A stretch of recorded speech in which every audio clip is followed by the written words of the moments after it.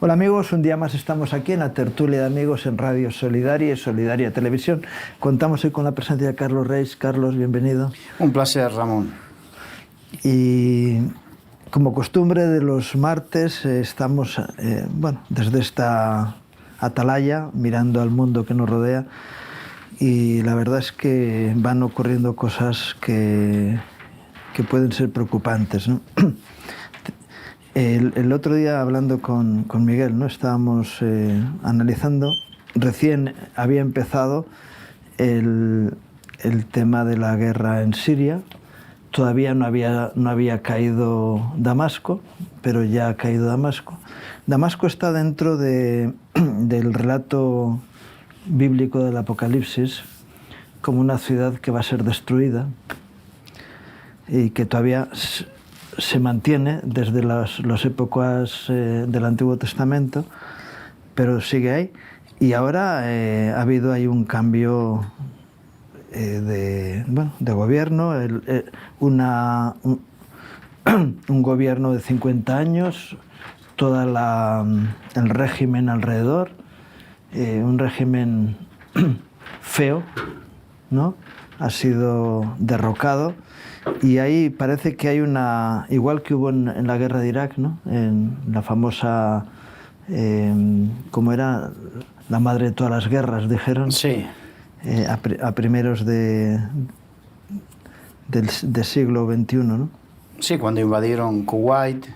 Sí, y todo eso, y ahora cayó, y hoy estaba viendo, ¿no? Cómo el Imperio Otomano está tomando gobierno sobre el Imperio Babilónico.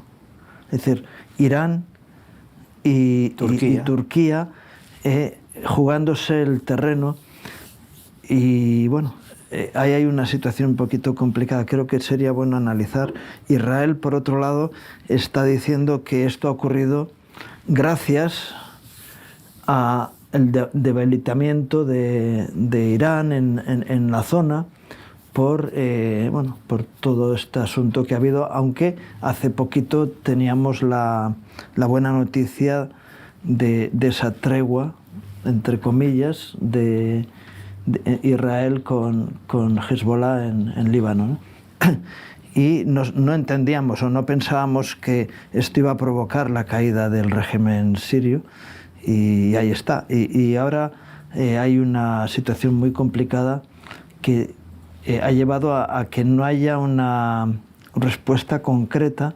Los países occidentales acaban de cerrar fronteras a exiliados sirios, y por otro lado, muchos sirios que estaban en Turquía están volviendo a Siria. Claro, aparte del Imperio Otomano y el Imperio Babilónico, tenemos sunís contra chiíes y alawitas, que era la familia de Assad, eran alawitas, igual que los marroquíes. Eso es, la dinastía que está gobernando en Marruecos. Entonces, todo esto está así de revuelto, ¿no? Bueno, has nombrado un montón de cosas, y primero, creo que podemos hablar, o se pudieron hablar, de muchas guerras, y últimamente de conflictos, hasta la guerra de Ucrania, porque también está unido, ¿no? Está todo entretejido. Pero podemos hablar de muchas guerras, pero ninguna puede llegar a ser tan trascendental como lo que va a ocurrir en Siria.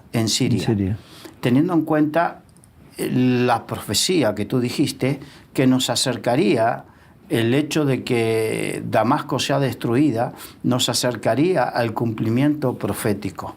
Entonces, desde el punto de vista profético, hay que estar atentos porque puede llegar a ser un hito que nos marque algo importante. Ahora, en cuanto a lo otro, esta guerra, esto que sucedió, fue la culminación del impasse que hubo durante una década y un poquito más, porque cuando surgió la revolución del Estado Islámico, para allá la primavera árabe. La primavera árabe, el Estado Islámico, que millones de sirios salieron, que de ahí el movimiento masivo de personas que salieron, que cruzaban Europa para llegar a, los a Balcanes, Alemania, que iban por los Balcanes, que muchos de ellos todavía están en Grecia, en Lesbos, y nosotros lo sabemos bien porque... Sí, en Malacasa, en Atenas. Sí. Exacto, nuestra gente está ahí trabajando todavía. Y entonces, resulta que hubo un impasse en todo este tiempo, pero no significa que ese impasse fue una tregua total. Estaba ahí latente y surgió porque se espera la oportunidad. El régimen sirio era un régimen que estaba amparado por Irán y por Rusia. Y por Turquía también, ¿no? Y por Turquía, pero resulta que Turquía tenía una cuestión muy particular, muy especial. Recordemos que básicamente son 3 grandes grupos que hay en Siria. Los kurdos, que están en el norte, en la frontera con Turquía, y que Turquía precisamente tiene problemas con los kurdos. De hecho... No, los problemas lo tienen los kurdos. Porque, exacto. El pueblo kurdo, todo esto viene desde el famoso Lawrence de Arabia, cuando terminó la Primera Guerra Mundial, que en toda esa zona el Foreign Office, junto con los europeos, sobre todo el Reino Unido y Francia, se dividieron la zona, y Francia se quedó como protector de Siria. El protectorado Siria quedó. Pero resulta que cuando hicieron la división no tuvieron en cuenta los problemas, los temas étnicos, tribales, típicos, propios.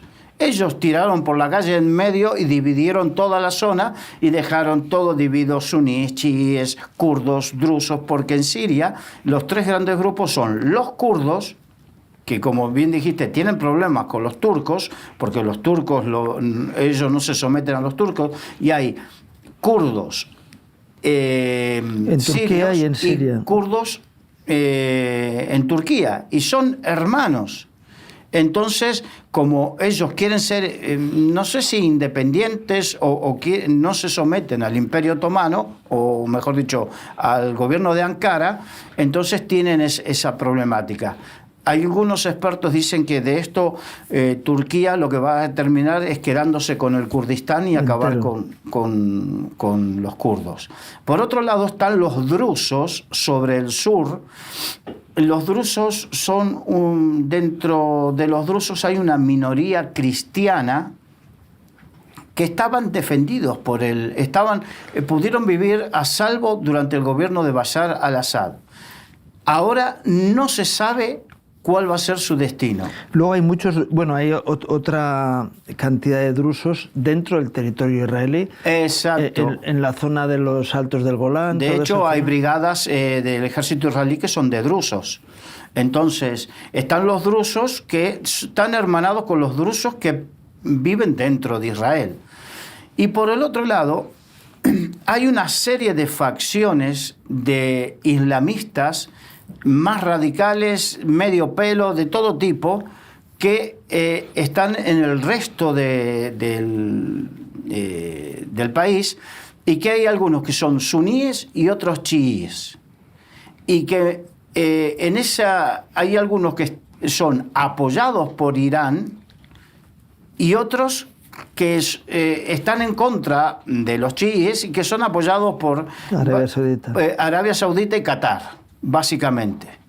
Entonces, vemos que hay un conglomerado de cosas que están turbiados, y que el tema es que no se sabe para dónde va a disparar este gobierno provisional y porque no se espera que sean pacíficos. De hecho, en forma preventiva, Israel atacó los arsenales de armas para que esta gente no se hiciera con todo ese armamento.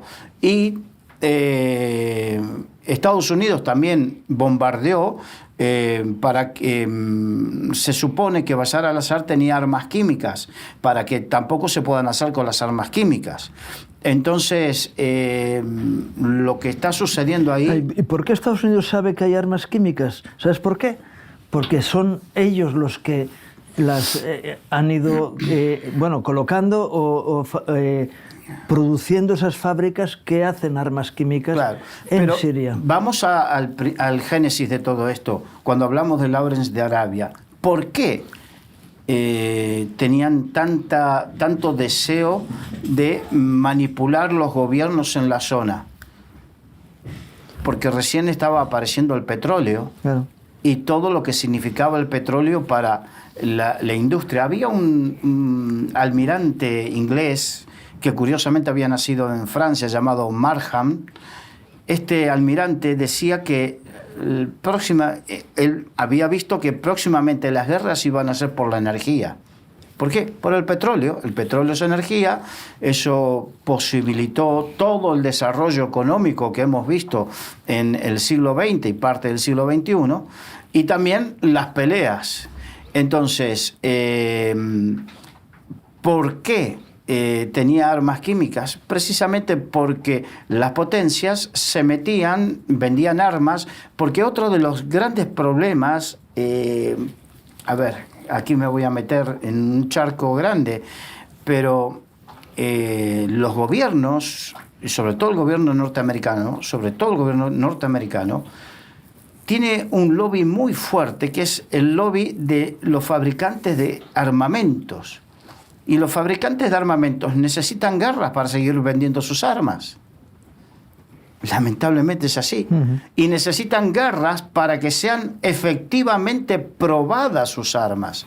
Si no hay una guerra y yo pruebo la efectividad de esa arma en esa guerra, no tengo potenciales compradores.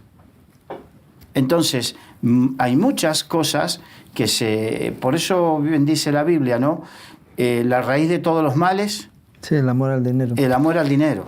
Es tremendo. Ahí tenemos un polvorín, una situación muy, muy delicada, que los analistas, y nosotros también estamos ahí con cierta incertidumbre, no sabemos si eso va a quedar en un protectorado de los poderes fácticos que hay alrededor, y dicen, bueno, hemos quitado a alguien que se sabía que era que estaba machacando a la gente de su propio pueblo. Sí, de hecho hay imágenes y hay tremendas cárceles, que hay gente que llevaba décadas dentro de las cárceles, cárceles que iban en subsuelos, y hay algunas que todavía no saben cómo encontrar la entrada de esas cárceles. Ven a través de los monitores las celdas, pero no saben cómo encontrar. Entonces están a pico y pala derribando paredes y derribando muros hasta llegar a esos sitios, ¿no? Entonces hay que decir que el régimen de Bashar al-Assad y de su padre, porque los 50 años que tú dijiste, claro, no estuvo él solamente, sino su padre. Sí, el padre y el abuelo. Exacto. Fue un régimen terrorífico, fue un régimen espantoso. Pero está la incertidumbre. Como muchos analistas dicen que hay un dicho que dice, es mejor malo conocido que bueno por conocer. No, siempre es mejor el bueno aunque sea desconocido. La cuestión es que ahora no se sabe la incertidumbre hacia dónde va a girar. ¿Por qué? Recordemos, Irán manejaba como un títere a Siria, y Siria, a través de Siria, llegaba a Hezbollah en el Líbano, y llegaba a Hamas, les llegaba el armamento, les llegaba los suministros y todo. Ahora hay que ver qué pasa si se corta todo ese suministro. Por eso Netanyahu, el primer ministro israelí, está en esa incertidumbre, ¿no? Por un lado está bien, pero por otro lado, ¿qué pasará? Pero ha hecho una actividad preventiva. Hoy un corresponsal que está en la zona, desde Damasco, estaba diciendo: el bombardeo más feroz que he conocido en los últimos tiempos, y es un corresponsal de guerra.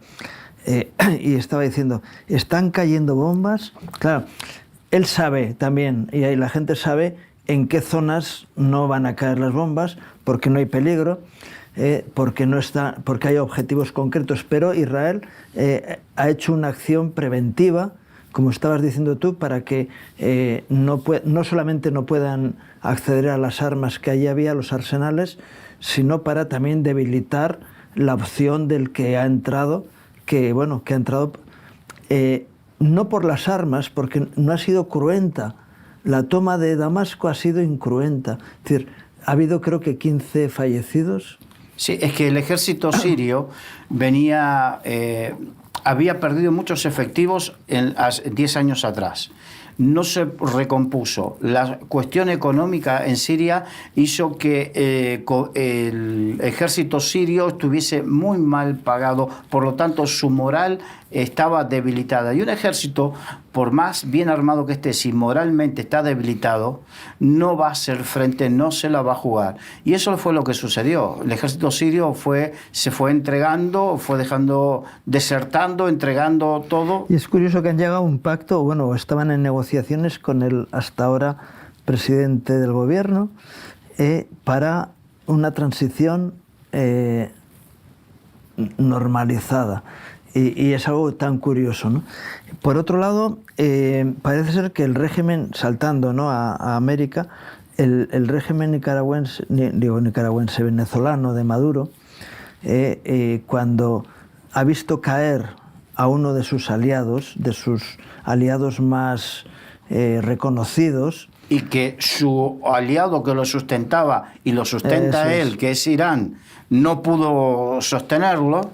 Pues eso, está viendo, a ver si, porque esos regímenes estaban funcionando en base a un status quo de intereses tanto de Estados Unidos como de Rusia, que estaban dejando hacer a estos lugares, ¿no?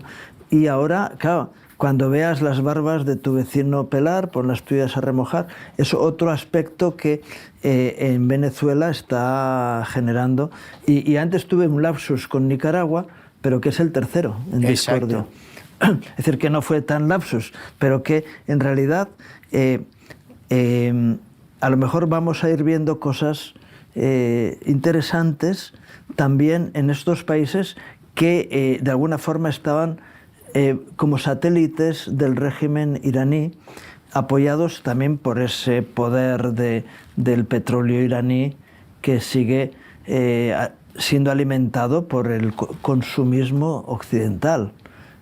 Que todo es hipocresía al final, ¿no? No, y pedazo de hipocresía es que hay muchos que están hablando que el régimen sirio, la caída del régimen sirio, lo que va a permitir es hacer un gasoducto que lleve desde Turkmenistán y toda esa zona, lleve el gas y fastidiar porque Europa y gran parte del mundo y Europa vive del gas ruso. Y Rusia estuvo sometiendo en los últimos 10, 15 años a Europa con que te cierro el grifo, que te cierro el grifo, que te cierro el grifo, y entonces muchas veces han logrado eso. Ahora, lo que quieren hacer es un gasoducto que con la idea que venga desde Turkmenistán y de toda esa zona, con la idea de sortear el problema de la dependencia de gas ruso. Bueno, luego estaba el argelino, que ya sabemos cómo España perdió esa opción por meterse. Bueno. Hay Marruecos, etcétera. Todo ese lío. Es tremendo, ¿no?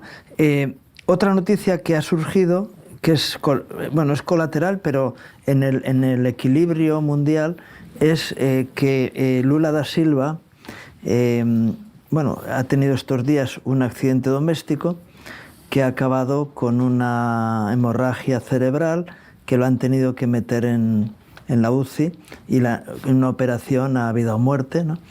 Me llamaba la atención que todos estos personajes que se creen que están por encima del bien y del mal, no son conscientes en muchas ocasiones de que hay otro por encima de ellos que tiene la última palabra, ¿no?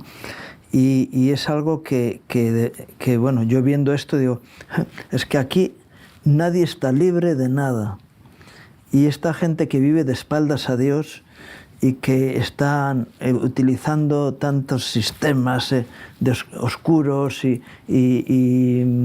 denuncias falsas y todas estas cosas, ¿no? Que se crean esos bulos y esos, ¿cómo es? El lodo, ¿no? El barro, el fango. Resulta que al final tienen su mayor debilidad es que si Dios levanta la mano, tienen un problema serio. Y ahora mismo Brasil, con esta situación con Lula da Silva, que puede desaparecer en cualquier momento, Al-Assad ha desaparecido por un tema de movimientos políticos, pero Lula da Silva de momento está en una situación de stand-by que Dios puede decir se acabó, como ocurrió con Nabucodonosor, como ocurrió con Herodes, como ha ocurrido con otros personajes históricos que de repente, cuando se creían que lo tenían todo controlado, no tenían el control de su propia vida, ¿no? Esto me hace acordar la historia que cuenta la Biblia en el libro de Esther, la historia de Amán, que Amán era un hombre rico, influyente, de tal manera que al rey Asuero, estamos hablando de un rey asirio, precisamente de la zona donde ocurre todo esto, ¿no? Al rey asirio Asuero logró convencerlo de levantarse contra el pueblo de Dios, en ese entonces el pueblo judío que estaba cautivo allí, y porque lo odiaba, había una encona personal, no lo soportaba ver. Bueno, tenía un problema histórico. Amán era agageo, que quiere decir que era hijo de Agag, aquel que el profeta Samuel, ¿no?, lo cortó en cachitos, sí, cuando Saúl no tuvo la valentía de acabar con todo aquello. ¿Qué ocurrió? Que la familia de Agag escapó de la matanza y luego a los años revierte o a las generaciones revierte en esta situación que tú estás hablando de un descendiente de aquellos que habían sido machacados por los judíos. Y entonces ese odio ancestral que había en Amán que es se lo que le lleva a todo transmite por eso. generaciones. Sí, sí, sí. Y vemos que hay generaciones de poblaciones que tienen un odio ancestral hacia otro. Y eso es muy peligroso. Y aquí Amán tenía tal nivel de influencia que el rey Asuero le dijo, sé yo, lo que tú quieras lo hacen y yo lo firmo. No, le dio el sello y lo firmaba Exacto. directamente él, con toda libertad. Con toda libertad. Pero resulta que al final, mientras él se estaba regocijando con su esposa de la influencia que tenía con el rey Asuero y de lo que había logrado, resulta que el pueblo de Dios había alcanzado gracia, y no vamos a entrar en los detalles, pero en definitiva se cumplió lo que la Biblia nos enseña, que es varias veces aquellos que se levantan así con soberbia son expuestos y ridiculizados públicamente, porque Dios hace así. Entonces Amán, en la horca que él había preparado para Mardoqueo, a quien odiaba con todo su corazón, resulta que él fue, en esa propia horca, fue ahorcado. Tú sabes que algunos dicen que no era una horca, sino que era un empalado, y que la idea era empalar. Es muy probable, porque las costumbres eran las costumbres que eran. Todavía mucho más duro meterle, sí, como si fuera un... ¿cómo es? Un pincho moruno, sí, en el palo, ¿no? Así, en esa situación murió. Lo que él había preparado se le vino en contra. Y vemos que después de todo Dios es el que hace las cosas. Por eso sería tan importante aquellos que se sienten así todopoderosos, impunes, por algún motivo, impunes, y se quieren meter con algunos que de repente no tienen nada que ver, que piensen que en cualquier momento que Dios despierte el temor de Dios, porque la Biblia dice que el principio de la sabiduría es el temor de Jehová. Entonces, cuando hay gente que no tiene temor de Dios, actúa tontamente, y eso le puede traer consecuencias graves. Uh-huh. Ahora pasando a otro asunto, ¿no? La Unión Europea acaba de... Bueno, Lula da Silva estaba en medio. La Unión Europea acaba de llegar a un preacuerdo, porque todavía el acuerdo lo tienen que sellar los países miembros tanto del Mercosur como de la Unión Europea, un acuerdo comercial entre los dos bloques que suponen un mercado de más de 700 millones de personas, ¿no? Casi Claro. Pero resulta que recientemente Argentina, con el presidente Milei, que estaba en el acuerdo. Sí, pero asumieron la presidencia rotatoria del Mercosur. E increíblemente, Lula da Silva no quiso estar o no estuvo en la asunción de Milei y estrecharle la mano como hicieron sí los otros presidentes. Pero en esta firma sí estaba Lula y estaba Milei, estaban los dos. Sí, pero después, al final, cuando se selló todo eso, como que no estuvo de acuerdo, ¿no? Todo el mundo hablaba de que parece que el presidente de Brasil no estuvo de acuerdo, más cuando Milei dijo algo, que si el Mercosur, porque el Mercosur parece que tiene un corsé muy importante en el sentido de que impide que alguno en forma particular, algunos de los países en forma particular haya negociaciones particulares, si no tiene que pasar todo por el Mercosur. Entonces Milei dice, si ese corsé nos va a impedir desarrollar, tenemos que ver la viabilidad del Mercosur. O lo cambiamos para bien, o nos salimos. O hay que cerrarlo, dijo.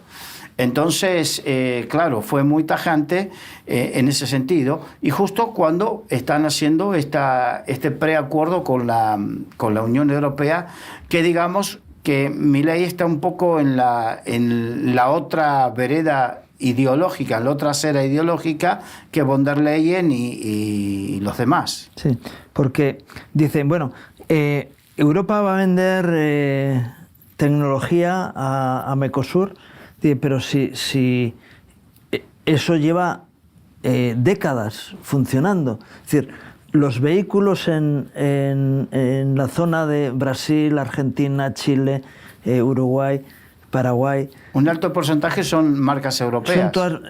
Son Mercedes, Volkswagen, Renault, es decir, Peugeot, todas las marcas... Fiat y... Sí, sí, sí. Aunque últimamente, hace unos años, ya comenzaron a entrar las marcas chinas con mucha fuerza. Sobre todo por la zona de Chile, sí. Sí, y en Uruguay también, ¿no?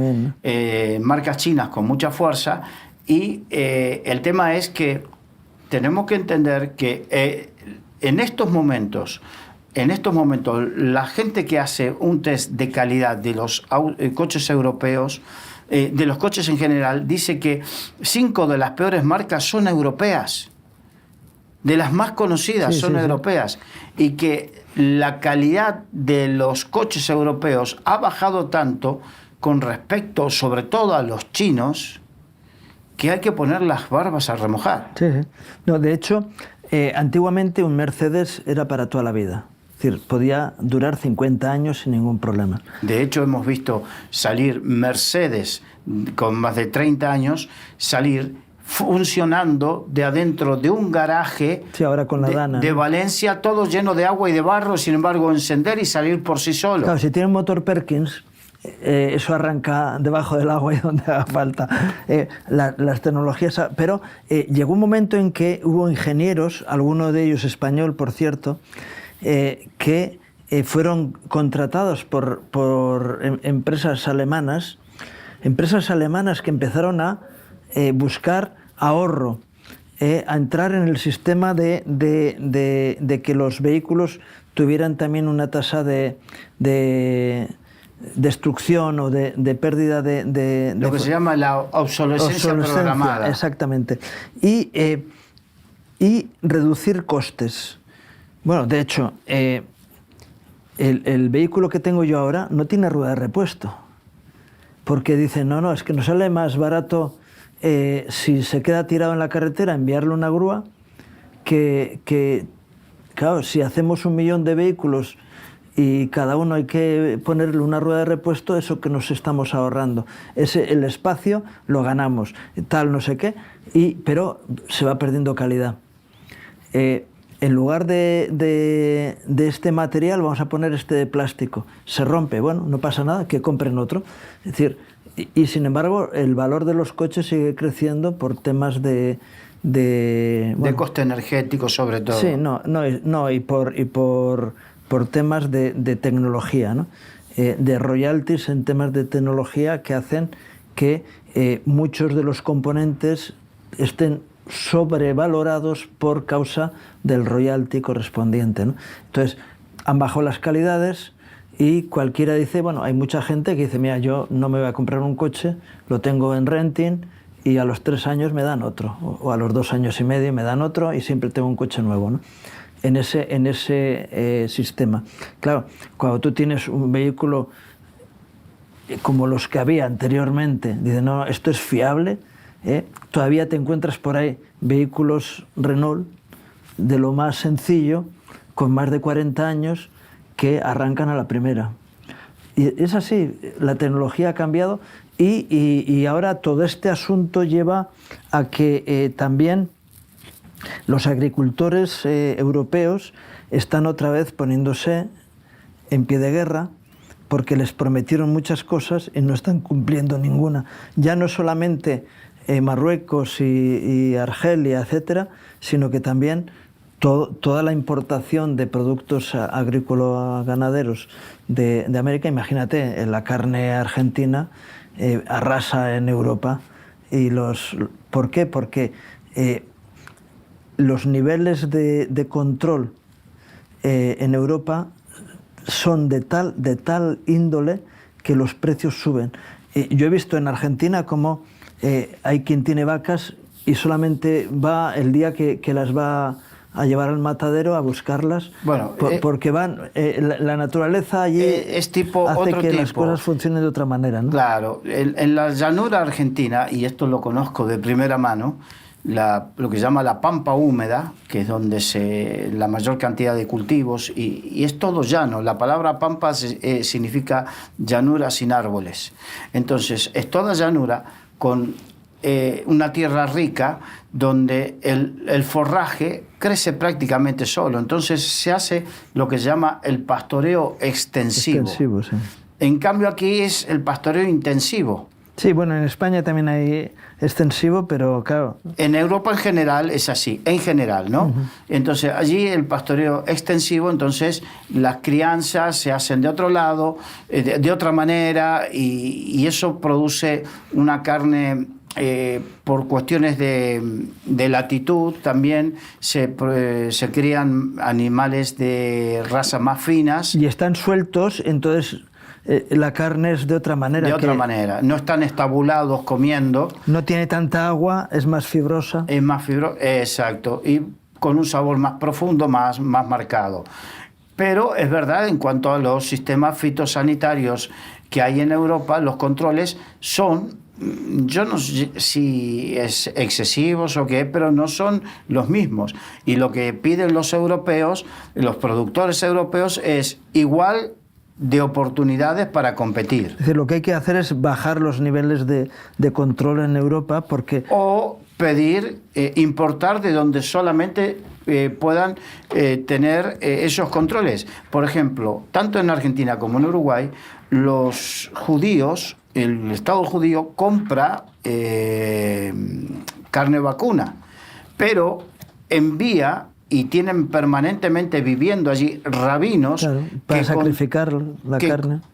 Controlan que sea kosher, que sea de la manera que ellos quieren, y tienen gente ahí que lo certifica. Entonces los europeos pueden pedir que se haga de la misma manera, entonces los establecimientos frigoríficos argentinos, uruguayos o brasileños, de donde sea, tendrán que tener los certificados o tendrán que acondicionarse para poder cumplir con los requerimientos europeos si quieren exportar a Europa. Bien, pues ahí estamos con todo ese lío. Y en España también tenemos muchos líos. Ayer... Aquí hay líos como para dar y Sí. tomar, ¿no? Ayer la Iglesia Católica en Valencia organiza un funeral, bueno, recordatorio para los 222 fallecidos oficiales y van familiares directos de los fallecidos y estuvo el rey, la reina y bueno, representantes políticos de diferentes lugares. Es decir, por ejemplo, hubo representantes del Partido Popular, estuvo la presidenta de Madrid, el presidente de Andalucía, de Aragón, bueno, de diferentes comunidades autónomas. Aparte, obviamente, del presidente Masón. Sí, evidentemente. Y me llamó la atención que el que estaba presidiendo políticamente era el rey, pero el segundo lugar lo estaba ocupando Mazón. Y los ministros, la vicepresidenta y los dos ministros que estuvieron, ocupaban lugares secundarios, ¿no? Después del presidente de la comunidad autónoma. Pero no estaba presente el presidente del gobierno, que obvió su estancia o su presencia una vez más, ¿no? Y mandó a otros miembros del gobierno, pero él no estuvo presente, distanciándose de la realidad de un pueblo que ha sufrido una distanciándose tragedia. aún más. Aún más, sí. De alguna forma quizá a lo mejor le habían aconsejado, mira, mejor que no vayas para que tengamos la fiesta en paz. Pero esto es ir sembrando cada vez una distancia mayor, ¿no?, con el pueblo. Y claro, tenemos que pensar, bueno, en Valencia ha ocurrido lo que ha ocurrido y el responsable político del país es quien es. Mañana, si ocurre algo en otro lugar, él tiene su forma de actuar, ¿no? Hay un principio legal que utilizan los juristas, abogados y jueces y fiscales, es que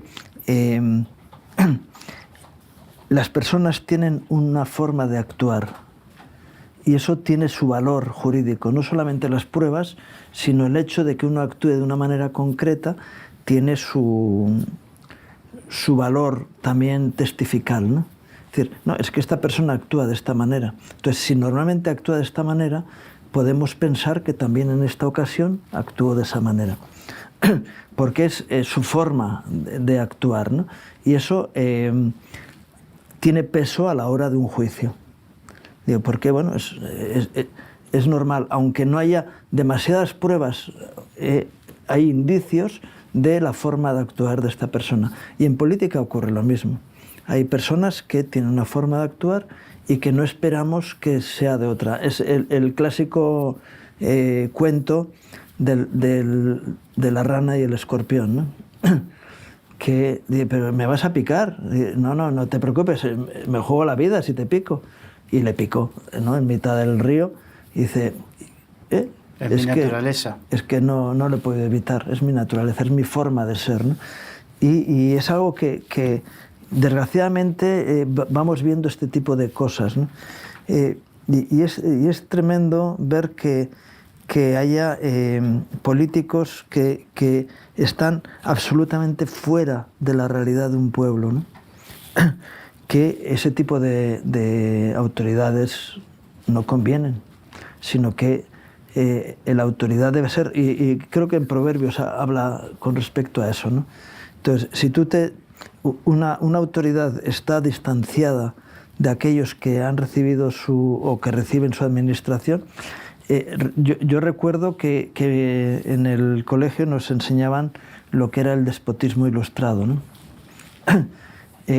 A veces, en la época de los reyes, de los Luises de Francia, por lo menos era ilustrado, pero porque había mucha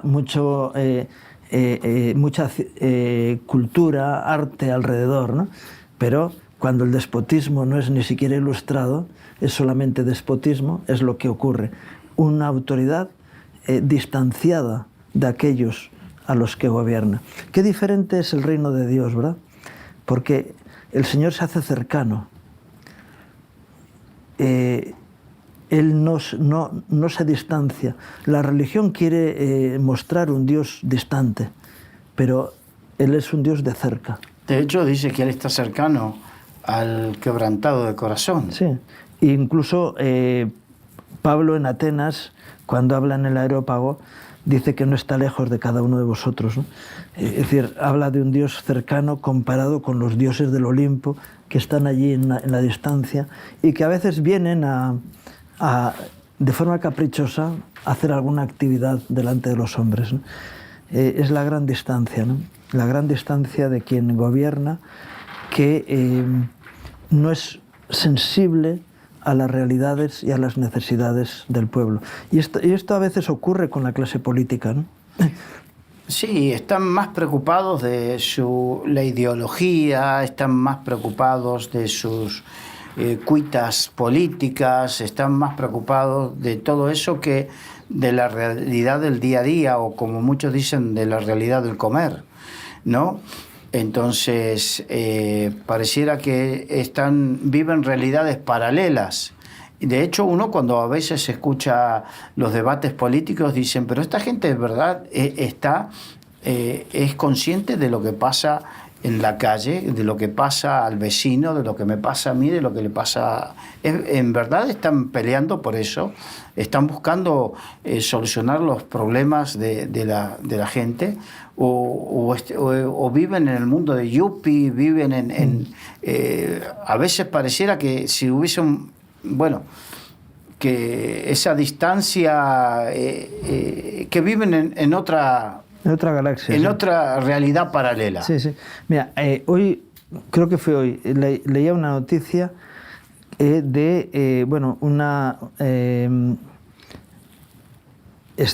la vicepresidenta segunda, Yolanda Díaz, estaba preocupada en que se cree una inteligencia artificial o un sistema para controlar a todas las empresas, que funcione de forma automática para controlar todas las empresas.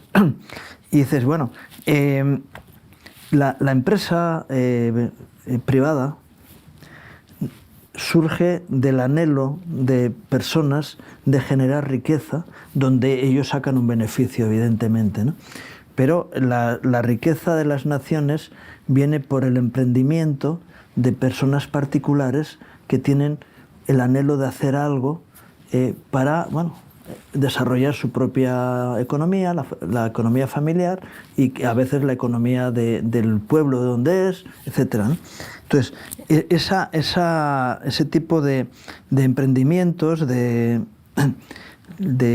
proyectos, enriquecen siempre un país.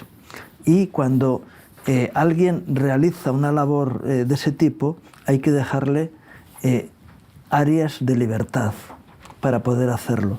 Porque si tú encorsetas mucho a las empresas, terminan no siendo viables, tanto desde el punto de vista de impuestos como desde el punto de vista legal, de ir cerrando, poner normativas para todo que impiden que haya emprendimientos particulares, ¿no?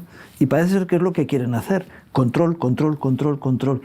Después puedes ir y controlar. A mí me gusta una iniciativa que hubo en Madrid por causa de una situación de corrupción que había. Sacaron una normativa que era: tú empiezas un negocio con una declaración responsable, y cuando haces la declaración responsable puedes empezar a actuar. Luego vendrá el ayuntamiento y verificará que tu declaración responsable es cierta, ¿no? Está bien, una fiscalización relativa, pero primeramente puedes empezar a funcionar.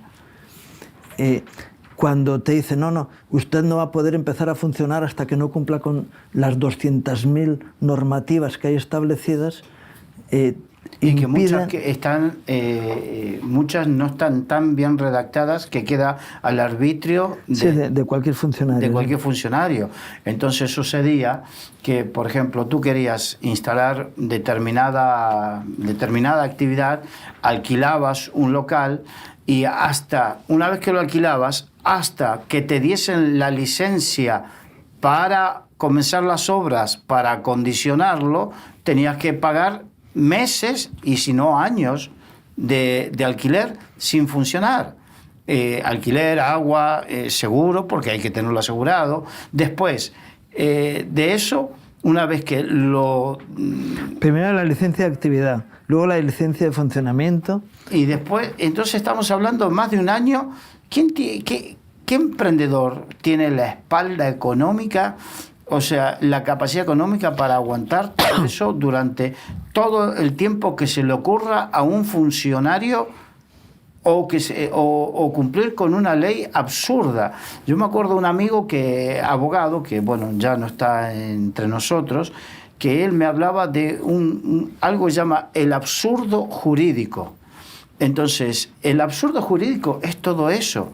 En Argentina, en estos días, el presidente Milei dio una orden ejecutiva para que uno de los ministerios que nombró precisamente desregule todo lo que se pueda para liberar al emprendedor para que pueda emprender, y emprender significa invertir de su capital. Entonces, a la señora vicepresidenta Yolanda Díaz, me vas a decir qué es lo que yo puedo hacer o no hacer con mi capital. O sea, me estás diciendo que yo arriesgue mi capital para que una inteligencia artificial después me diga que lo estoy haciendo bien o mal. Entonces, lo que hago es... Multa. Me voy a un sitio donde me dejen invertir tranquilo y pueda generar trabajo y ganar dinero, obviamente. Entonces, ese es el pensamiento del empresario, del emprendedor, y ese es el problema que se encuentran. De hecho, lo que te contaba, en Argentina pusieron una web gubernamental donde sea a nivel gobierno nacional, provincial o municipal, o sea, local, que si había regulaciones restrictivas que impidiesen que las denunciasen porque iban a ser revisadas todas y cada una. A ver si cumplían con un objetivo real o eran solamente una mera forma de entorpecer el desarrollo. Claro. Y es la forma de que luego haya riqueza cuando hay... yo entiendo que hay motivos, hay temas de seguridad que deben de ser razonablemente establecidos. Hay temas fiscales que deben de ser razonablemente establecidos, pero cuando toda esa carga, tanto legislativa como fiscal, ahoga la posibilidad de que tú hagas algo, la riqueza desaparece. Y un Estado que no permite que haya iniciativas privadas no puede sobrevivir, porque vive de eso. De hecho, es lo que ocurre, ¿no? Dice, no, es que hay lugares donde ya un trabajador por cuenta ajena o de la empresa privada tiene que cargar con un funcionario, es decir, tiene que mantener a un funcionario. Normalmente los funcionarios cobran más dinero que la gente de las empresas privadas y muchas veces no hay tanta operatividad porque el funcionario, salvando las honrosas excepciones, como tiene el puesto asegurado y va a cobrar a fin de mes, haga lo que haga, pues vive en un relajo, en una relación, en una actividad laboral mucho más relajada que aquel que tiene al empresario detrás diciendo, oye, que no llegamos a fin de mes, que no vamos a poder, que si no funciona la empresa tengo que cerrar y echarte a la calle. Y hay esa tensión dentro de las empresas para poder sacar los temas adelante, ¿no? Es tremendo encontrarnos con ese tipo de situaciones.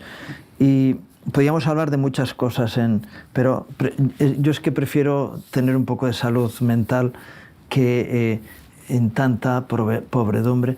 Una cosa solamente, me llamó la atención que el exministro Ábalos pide hacer una declaración voluntaria y cuando el juez le marca una fecha, él dice, sí, a ver si se puede retrasar. Y el juez le dice, mire, esto no es la casa de Tocamerroque. La justicia, es decir, los jueces, hay que respetarlos en su autoridad. Dice, no se preocupe, si usted no viene voluntariamente este día, yo presento la petición de suplicatorio al Congreso. Al Supremo. Sí, bueno. Que el Supremo presente el suplicatorio para que vaya. Ahora, el tema es, para mí que este es un juego, están permanentemente en el juego de o me libras. Pues se ha echado para atrás. La manta. El hombre se ha echado para atrás y ha dicho, sí, no se preocupe, voy. ¿Por qué? No quiere pasar por la humillación de que yo creo que va a ser, no sé si el 100%, pero el 90% del Congreso vote a favor del suplicatorio. Porque este hombre se ha ganado amigos por todas partes. Y estaba cubierto por el propio sistema oscuro, de lo que ahora está saliendo a la luz, pero dice, no, voy voluntariamente, y va a declarar, aunque va como investigado, va a declarar de forma voluntaria, es decir, que puede mentir. Sí, lo que pasa es que tú puedes mentir lo que quieras en el juzgado, pero luego están las evidencias que están por detrás, ¿no? Pero qué bueno el juez que dice, no, mire, conmigo no juegue, como hizo Marchena con el juicio del proceso, ¿no? Sí. Y oiga, que usted aquí no está en el patio del colegio, respete lo que aquí se está haciendo porque esto es serio. Se nos acaba el tiempo y me gustaría que termináramos, como tenemos por costumbre, con una oración. No sé si te dejo en una buena situación, pero vamos a orar por todo esto de lo que hemos estado hablando. Padre, en el nombre de Jesús, pedimos, Señor, por España, para que tú hagas tu obra en esta nación, Señor. Para que el poder de tu Espíritu Santo, Señor, esté perdonando, por favor, toda esta corrupción, toda esta maldad, Señor, de unos y otros, Señor. Porque, Señor, la corrupción no es patrimonio exclusivamente de uno, de un partido, de una persona. Señor, quita la corrupción, desarráigala de esta nación. Sí, Señor, limpia. Desarráigala, Señor, limpia esta nación de toda corrupción y de los corruptos. Sea en el nivel que sea político, judicial, policial, funcionarial. Señor, en cualquier nivel, quita la corrupción, aún empresarial, Señor. Quita la corrupción, quita las tinieblas. Tú eres luz y tu palabra dice que donde está la luz, las tinieblas retroceden, Señor. Haz resplandecer tu luz en esta nación, Padre. En el nombre de Jesús. Amén. Amén. Gloria al Señor. Gracias, Carlos, por este tiempo, por tus reflexiones, y gracias a ustedes por acompañarnos en este programa, deseándoles un día más que Dios traiga gracia y bendición a sus vidas, sus familias, sus trabajos. Que Dios les bendiga.